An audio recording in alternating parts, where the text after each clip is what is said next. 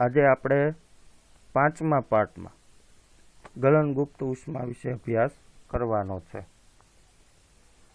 એના પહેલાના પાઠમાં આપણે શીખી ગયા કે દ્રવ્ય છે એ પોતાની અવસ્થા છે એ બદલી શકે છે। એનું ઉદાહરણ લીધું તો આપણે કે પાણી, તો કે પાણી છે એ ઘન સ્વરૂપમાં હોય તો એને બરફ કહેવાય, પ્રવાહી સ્વરૂપમાં હોય તો એને પાણી કહેવાય અને વાયુ સ્વરૂપમાં હોય તો એને વરાળ કહેવાય।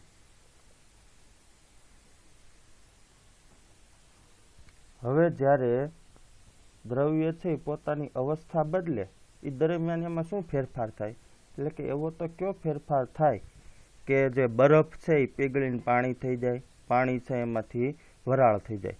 તો કે દ્રવ્યના કણો છે ને એ ઉર્જા મેળવે અથવા ગુમાવે।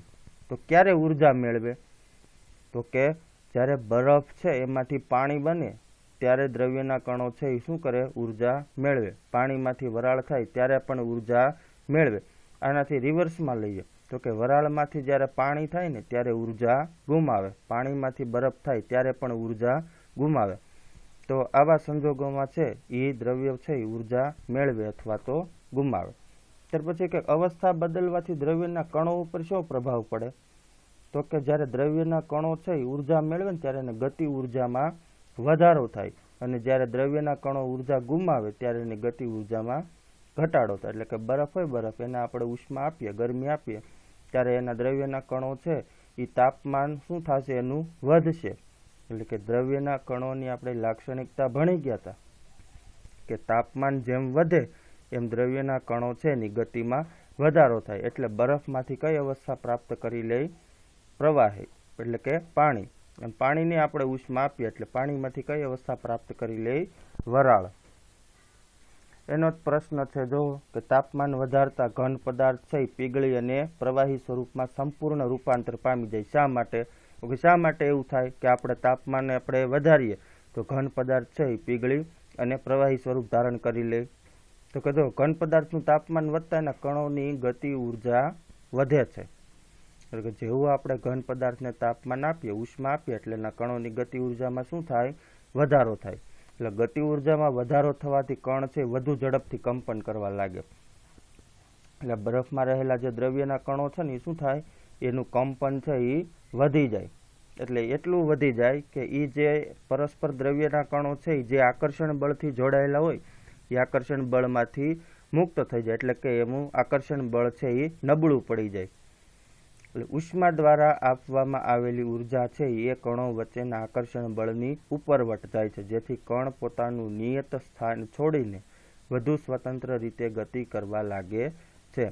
એટલે કે જેવું આપણે ઉષ્મા આપશું એટલે કે જે ઉર્જાના કણો ઉર્જા આપશું એટલે કે કણો વચ્ચે જે આકર્ષણ બળ હોય એ આકર્ષણ બળ શું થાય, નબળું પડી જાય અને જેથી કરી અને કણ છે એ પોતે પોતાનું નિયત સ્થાન એટલે કે જે સ્થાને હોય એ સ્થાન છોડી દે અને એનાથી સ્વતંત્ર ગતિ કરવા માંડે। એટલે કે એક અવસ્થા એવી આવે છે કે જ્યારે ઘન પદાર્થ પીગળી અને પ્રવાહી સ્વરૂપમાં રૂપાંતર પામી જાય છે। એટલે સતત આપણે ઉર્જા આપતા રહી એટલે બરફમાં રહેલા દ્રવ્યના તમામ કણો છે આ ઉર્જા મેળવી અને એની વચ્ચેનું જે કણો વચ્ચેનું જે આકર્ષણ બળ હોય એ શું થતું જાય, નબળું પડતું જાય અને પોતે પ્રવાહી અવસ્થામાં રૂપાંતર પામી જાય। ત્યાર પછી આવે છે ગલન અને ગલન બિંદુ એટલે શું, ગલન બિંદુ શું દર્શાવે અને બરફનું ગલન બિંદુ જણાવો। તો કે સાવ સહેલામાં સહેલી વ્યાખ્યા છે કે દ્રવ્ય છે એની ઘન અવસ્થામાંથી પ્રવાહી અવસ્થામાં રૂપાંતર થવાની જે પ્રક્રિયા છે એને ગલન કહે છે। કોઈ પણ ઘન પદાર્થ હોય એ પોતાની ઘન અવસ્થામાંથી જે પ્રવાહી અવસ્થામાં રૂપાંતર થાય ને એ જે પ્રક્રિયા છે ને એ પ્રક્રિયાને ગલન કહેવાય। તો આ હતી ગલનની વ્યાખ્યા। તો ગલન બિંદુ કેને કહેવાય, તો કે જે તાપમાને ઘન પદાર્થ પીગળી અને પ્રવાહી સ્વરૂપમાં રૂપાંતરિત થાય છે તે તાપમાનને તે ઘન પદાર્થનું ગલન બિંદુ કહે છે। એટલે કે આપણે જે તાપમાન આપણે આપીએ અને એ તાપમાને ઘન પદાર્થ છે એ પીગળી જાય અને એમાંથી રૂપાંતર પામી જાય પ્રવાહી સ્વરૂપમાં, તો એ જે તાપમાન છે એ તાપમાનને એ ઘન પદાર્થનું ગલન બિંદુ કહેવાય। ઘન પદાર્થ ગમે લઈ લ્યો, લોખંડ લઈ લો, તાંબુ લઈ લો, એલ્યુમિનિયમ લઈ લો, બરફ લઈ લો, તો બધાના ગલન બિંદુ છે ને એ કેવા હોય, અલગ અલગ હોય। અમુકને છે આપણે બરફ છે તો એને આપણે ઝડપથી પીગાળી શકીએ, લોખંડને પીગાળતા વાર લાગે. એટલે જે તાપમાને ઘન પદાર્થ પીગળી જાય અને પ્રવાહી સ્વરૂપમાં રૂપાંતરિત થઈ જાય, એ જે તાપમાન છે એને એ ઘન પદાર્થનું ગલન બિંદુ કહેવાય. આ એક મુદ્દો યાદ રાખવાનો છે કે કોઈ પણ ઘન પદાર્થનું જે ગલન બિંદુ છે એ તેમાં રહેલા કણો વચ્ચેના આકર્ષણ બળની પ્રબળતા દર્શાવે. એટલે કે આપણે કોઈ પણ માની લો કે બરફ છે તો બરફનું ગલન બિંદુ 100 અંશ સેલ્સિયસ છે, તો એ જે ગલન બિંદુ છે એ શું દર્શાવે તો કે કણો વચ્ચેના આકર્ષણ બળની પ્રબળતા, કેટલા મજબૂતાઈથી દ્રવ્યના કણો છે એકબીજા સાથે જોડાયેલા છે એ દર્શાવે. બરફ છે તો એમાં દ્રવ્યના કણો કેવી રીતે જોડાયેલા છે એની સાપેક્ષે આપણે લોખંડનું ઉદાહરણ લઈએ તો બરફ છે એ 100 અંશે પીગળી જાય, પણ લોખંડ છે એ 100 અંશ સેલ્સિયસે પીગળતું નથી. એટલે કે લોખંડમાં રહેલા જે દ્રવ્યના કણો છે એની વચ્ચે આકર્ષણ બળની પ્રબળતા છે એ કેવી છે? વધારે છે. અહીંયા તમારે આપેલું છે કે બરફનું ગલન બિંદુ છે 273.16 કેલ્વિન છે. આ તમને હું શીખવાડીશ કે કેલ્વિનમાંથી સેલ્સિયસમાં અને અનસેલ્સિયસમાંથી કેલ્વિનમાં કેવી રીતે ફેરવવું. આ તમારે યાદ રાખવાનું છે કે બરફનું ગલન બિંદુ કેટલું છે? 273.16 કેલ્વિન. એટલે કે એનો મતલબ શું થાય તો કે 273.16 કેલ્વિન તાપમાને બરફ છે એ પીગળી અને પ્રવાહી અવસ્થામાં રૂપાંતર પામી જાય. હવે જે મુદ્દો આવે છે એ છે ગલન ગુપ્ત ઉષ્મા. બરોબર. ગલનના પ્રયોગની પ્રક્રિયા દરમિયાન ગલન બિંદુ સુધી પહોંચ્યા બાદ જ્યાં સુધી સંપૂર્ણ બરફ પીગળી ન જાય ત્યાં સુધી તાપમાન બદલાતું નથી અને બીકરને ગરમી આપવા છતાં તાપમાન અચળ રહે છે. ચાલો ગલનનો પ્રયોગ જોઈએ. તો એક બીકર લેવાનું, એની અંદર બરફના ટુકડા ગોઠવવાના. નીચે જે છે એ શું છે? બર્નર છે. આ જે છે એ થર્મોમીટર અને આ છે એ છે સ્ટેન્ડ. તો હવે આપણે થર્મોમીટર છે એ બીકરને અડે ને એ રીતે અને બરફના સંપર્કમાં રહે એ રીતે ગોઠવવાનું. થોડાક ટાઈમ પછી આપણે એનું તાપમાન નોંધી લેવાનું કે કેટલું તાપમાન છે. આપણે જોશું તો તાપમાન કેટલું છે? 0 અંશ સેલ્સિયસ. બરોબર. હવે નીચેથી આપણે બર્નર ચાલુ કરવાનું, એટલે અહીંથી આપણે ચાલુ કરશું એટલે આને શું મળશે? ઉષ્મા મળશે. આની તાપમાન આનું શું થશે? વધશે. હવે આપણને ખબર છે કે તાપમાન જેવું વધશે એવું એના જે બરફના કણો છે એની ગતિ ઉર્જામાં શું થશે? વધારો થશે. એટલે બરફ છે એ શું થાય? પીગળવા લાગશે. બરોબર. હવે આપણે જોશું કે પૂરેપૂરો બરફ પીગળી જાય તો એ તાપમાન છે એ 0 અંશ સેલ્સિયસ જ રહે. તાપમાન છે એ બદલાતું નથી. તાપમાનમાં કોઈ પણ પ્રકારનો ફેરફાર થતો નથી. ક્યાં સુધી? જે આપણે બરફના ટુકડા હશે, બરોબર, ત્યારે આપણે તાપમાન નોંધશું તો 0 અંશ સેલ્સિયસ હશે. હવે આપણે નીચેથી આપણે શું કરીએ છીએ? ઉષ્મા આપીએ, ગરમી આપીએ છીએ. હવે બરફ બધો પીગળવા લાગે. તાપમાન એટલું જ છે 0 અંશ સેલ્સિયસ. તાપમાન બદલાતું નથી. હવે જે આપણે ગરમી આપતા જશું તાપમાન છે 0 જ રહેશે. ક્યાં સુધી 0 રહેશે? તો કે બીકરમાં રહેલો પૂરેપૂરો બરફ છે પીગળી ન જાય ત્યાં સુધી. તો આપણે નીચેથી જે ગરમી આપવામાં આવી એ ક્યાં ગઈ? તો તાપમાન 0 ને 0 જ છે.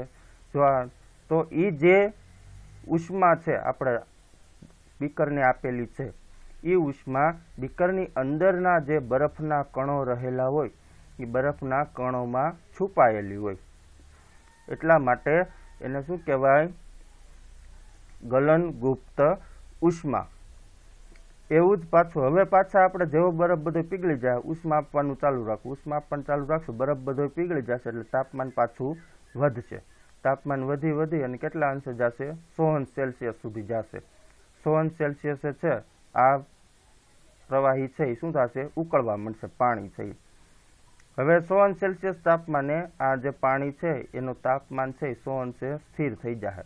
પાણી બધું ઉકળવા લાગશે. હવે આમાંથી તાપમાન ત્યાં સુધી નહીં બદલાય જ્યાં સુધી પૂરેપૂરું પાણી છે એ પ્રવાહી અવસ્થામાંથી વાયુ અવસ્થામાં રૂપાંતરિત ના થઈ જાય. આમાં શું હતું? તો કે ઘન પદાર્થમાંથી પ્રવાહી અવસ્થામાં પૂરેપૂરું રૂપાંતરિત ન થઈ જાય ત્યાં સુધી તાપમાન બદલાયું નહીં. અને આમાં શું આવશે? પ્રવાહી અવસ્થામાંથી વાયુ અવસ્થામાં જ્યાં સુધી પૂરેપૂરું રૂપાંતરિત ના થઈ જાય ત્યાં સુધી તાપમાન બદલાતું નથી. આ 100 અંશ સેલ્સિયસ જ રહે. ક્યાં સુધી રહેશે? તો કે જે બીકરમાં રહેલ પ્રવાહી છે એ પૂરેપૂરું વાયુ અવસ્થામાં રૂપાંતરિત ના થઈ જાય ત્યાં સુધી તાપમાન છે બદલાશે નહીં. તો એ જે આપણે દ્વારા ત્યાં સુધી આપવામાં આવેલી ઉષ્મા છે એ ક્યાં ગઈ છે? તો કે એ ઉષ્મા છે એ પ્રવાહી અવસ્થામાં રહેલા દ્રવ્યના કણોની વચ્ચે છુપાયેલી હોય. એટલે આ જે ઉષ્મા છે એને કહેવાય ઉત્કલન ગુપ્ત ઉષ્મા. આ બંનેની વ્યાખ્યા આવશે તમને ત્યારે જણાવીશ. બરોબર? તો સમજાણું કે ગલનના પ્રયોગની પ્રક્રિયા દરમિયાન ગલન બિંદુ સુધી પહોંચ્યા બાદ, ગલન બિંદુ એટલે કે જે તાપમાને ઘન પદાર્થ પીગળી અને પ્રવાહી અવસ્થામાં રૂપાંતરિત થાય તે તાપમાનને તે પદાર્થનું ગલન બિંદુ કહેવાય. એટલે કે ગલન બિંદુ એ દરેક પદાર્થ છે ઘન પદાર્થ એ પીગળી અને પ્રવાહી સ્વરૂપમાં રૂપાંતરિત થાય. તો સુધી પહોંચ્યા બાદ જ્યાં સુધી સંપૂર્ણ બરફ પીગળી ન જાય ત્યાં સુધી તાપમાન બદલાતું નથી. બીકરને આપણે ગરમી આપવા છતાં તાપમાન છે એ અચળ રહે છે. તો કણો વચ્ચેના પારસ્પરિક આકર્ષણ બળની ઉપરવટ થઈ દ્રવ્યની અવસ્થા બદલવા માટે ઉષ્માનો ઉપયોગ થાય. એટલે કે કોઈ પણ ઘન પદાર્થ હોય એને પ્રવાહીમાં રૂપાંતરિત કરવા માટે શેની જરૂર પડે? ઉષ્માની. પરંતુ તાપમાનમાં કોઈ પણ ફેરફાર દર્શાવ્યા સિવાય જ બરફ આ ઉષ્મા ઉર્જા શોષી લે. એટલે કે તાપમાનમાં કોઈ પણ ફેરફાર ન થાય. તાપમાન છે એ 0 ને 0 જ રહે. અને જે નીચેથી જે ગરમી આપવામાં આવે એ બરફ છે એ ઉષ્મા ઉર્જાને શું કરે? શોષી લે. હવે એવું માનવામાં આવે છે કે આ ઉષ્મા ઉર્જા છે બીકરમાં રહેલા સંઘટકોમાં છુપાયેલી હોય જેને ગુપ્ત ઉષ્મા કહે છે. એટલે કે જે બરફના જે કણો હોય બીકરમાં એ એમાં છુપાયેલી હોય એને શું કહેવાય? ગુપ્ત ઉષ્મા. ગુપ્ત એટલે શું થાય? છુપાયેલી. પદાર્થના ગલન બિંદુ જેટલા તાપમાને અને એક વાતાવરણ દબાણે 1 કિલોગ્રામ ઘન પદાર્થને પ્રવાહી અવસ્થામાં રૂપાંતરિત કરવા માટે જરૂરી ઉષ્મા ઉર્જાને ગલન ગુપ્ત ઉષ્મા કહે છે. ધ્યાનથી જોવો સરખું કે પદાર્થના ગલન બિંદુ જેટલા તાપમાને અને એક વાતાવરણ દબાણે કોઈ પણ 1 કિલોગ્રામ ઘન પદાર્થ હોય ને એ ઘન પદાર્થને પ્રવાહી અવસ્થામાં રૂપાંતરિત કરવા માટે આપણે જેટલી જે ઉષ્મા ઉર્જાની જરૂર પડે એ જે ઉષ્મા ઉર્જા છે એને ગલન ગુપ્ત ઉષ્મા કહે છે. એટલે કે આ માની લો કે આ બરફ છે બીકરની અંદર એ 1 કિલોગ્રામ છે. હવે 1 કિલોગ્રામ બરફને છે આપણે બરફમાંથી પાણી કરવા માટે આપણે અહીંથી કેટલી ઉષ્મા ઉર્જા આપવી પડે? એ જે ઉષ્મા ઉર્જા છે ને એ ઉષ્મા ઉર્જાને કહેવાય ગલન ગુપ્ત ઉષ્મા. એટલે કે વાતાવરણ કેટલું હોવું જોઈએ? 1 વાતાવરણ દબાણ હોવું જોઈએ. અને આ 1 કિલોગ્રામ ઘન પદાર્થ હોય એને પ્રવાહી અવસ્થામાં રૂપાંતરિત કરવા માટે આપણે જે ઉષ્મા ઉર્જાની જરૂર પડે એ જે ઉષ્મા ઉર્જા છે એ ઉષ્મા ઉર્જાને કહેવાય ગલન ગુપ્ત ઉષ્મા. હવે આવે છે કે 0 અંશ સેલ્સિયસ એટલે કે 273 કેલ્વિન તાપમાને પાણીના કણોની ઉર્જા તે જ તાપમાને બરફના કણોની ઉર્જા કરતાં વધુ હોય છે. એટલે કે આપણે બરફ હોય, બરફ એના જે કણો છે આપણે જ્યારે ગલનનો પ્રયોગ કરીએ ત્યારે શું થાય? તો કે બરફ જ્યારે પીગળવા લાગે ત્યારે પીગળેલા જે દ્રવ્યના કણો છે અને બરફના કણો છે તો એ બે વચ્ચે જે પીગળેલા કણો છે એમાં ઉર્જા વધારે હોય અને બરફના કણોના જે દ્રવ્યના કણો છે એની પાસે ઉર્જા કેવી હોય? ઓછી હોય. કારણ તો કે અહીંથી આપણે જે કાંઈ પણ ગરમી આપીએ છીએ, ઉષ્મા આપીએ છીએ એ ઉષ્મા છે એ બરફના કણો એ ઉષ્મા લઈ અને એ બરફના કણો છે દ્રવ્યના કણો એ ઉષ્મામાંથી પ્રવાહી અવસ્થામાં રૂપાંતરિત થઈ જાય. એટલે શું કહેવાય એને? કે બરફના કણો પાસે જે ઉષ્મા ઉર્જા છે એના કરતાં વધારે કેની પાસે હોય? પાણી પાસે. બરફની ગલનગુપ્ત ઉષ્મા છે એ કેટલી છે? 3.35 × 10⁵ જૂલ પ્રતિ કિલોગ્રામ છે. આ તમારે યાદ રાખવાનું છે. આ જે પાછળ જે જૂલ પછી આડો લીટો છે એનું શું કહેવાય? પ્રતિ. જૂલ પ્રતિ કિલોગ્રામ. જે એટલે શું કહેવાય? જૂલ કહેવાય. અને કેજી એટલે કિલોગ્રામ. આ એનો શું કહેવાય? એસઆઈ એકમ કહેવાય. કે આ બરફની જે ગલનગુપ્ત ઉષ્મા છે એનો એસઆઈ એકમ શું થાય? જૂલ પ્રતિ કિલોગ્રામ. કેટલી છે? 3.35 ગુણ્યા 10⁵. હવે અહીંયા જે કિંમત આપેલી છે 0 અંશ સેલ્સિયસ, કૌંસમાં લખેલું છે 273 કેલ્વિન. તો અંશ સેલ્સિયસમાંથી કેલ્વિનમાં કેવી રીતે ફેરવવાનું એ જોઈએ. હવે જુઓ, આ સેલ્સિયસમાંથી કેલ્વિનમાં કેવી રીતે ફેરવવું? તો કે અંશ સેલ્સિયસ હોય બરોબર, એમાંથી કેલ્વિનમાં કેવી રીતે ફેરવાય? તો કે માની લો કે 0 અંશ સેલ્સિયસ છે. કેવું છે? 0 અંશ સેલ્સિયસ બરોબર. એને કેલ્વિનમાં ફેરવવું હોય તો એમાં પ્લસ કેટલા કરવાના? 273. પ્લસ કેટલા? 273. અને જે જવાબ આવશે એ કેમાં આવશે? કેલ્વિનમાં. તો કે 273 પ્લસ 0 એટલે કેટલા થાય? 273 કેલ્વિન. તો આ અંશ સેલ્સિયસમાંથી કેલ્વિનમાં. પાછું જો 100 અંશ સેલ્સિયસ હોય બરોબર, તો એમાંથી કેલ્વિનમાં ફેરવવું હોય તો પ્લસ કેટલા કરવાના? 273. દરેક વખતે અંશ સેલ્સિયસમાંથી કેલ્વિનમાં ફેરવવું હોય તો કેટલા પ્લસ કરવાના? 273. તો 100 પ્લસ 273 એટલે કેટલા થઈ જાય? 373 કેલ્વિન. આ તમારો જવાબ આવી જાય કેલ્વિનમાં. ત્યાર પછી કેલ્વિનમાંથી અંશ સેલ્સિયસમાં ફેરવવું હોય તો કે કેલ્વિન ટુ અંશ સેલ્સિયસ બરોબર. હવે કેલ્વિનમાં આપેલ છે આપણને 273 કેલ્વિન આપેલ છે બરોબર. તો એમાંથી આપણે સેલ્સિયસમાં ફેરવવું છે તો સિમ્પલ એમાંથી માઇનસ કેટલા કરવાના? 273. 273 માઇનસ કરશો એટલે જે જવાબ આવે એ કેમ આવશે?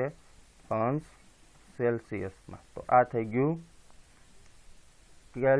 સેલ્સિયસમાંથી કેલ્વિનમાં ફેરવવાનું અને કેલ્વિનમાંથી અંશ સેલ્સિયસમાં. એવી જ રીતે માની લો કે 473 કેલ્વિન આપેલું હોય તો એને આપણે અંશ સેલ્સિયસમાં ફેરવવું છે તો 473 માંથી કેટલા માઇનસ કરવાના? 273.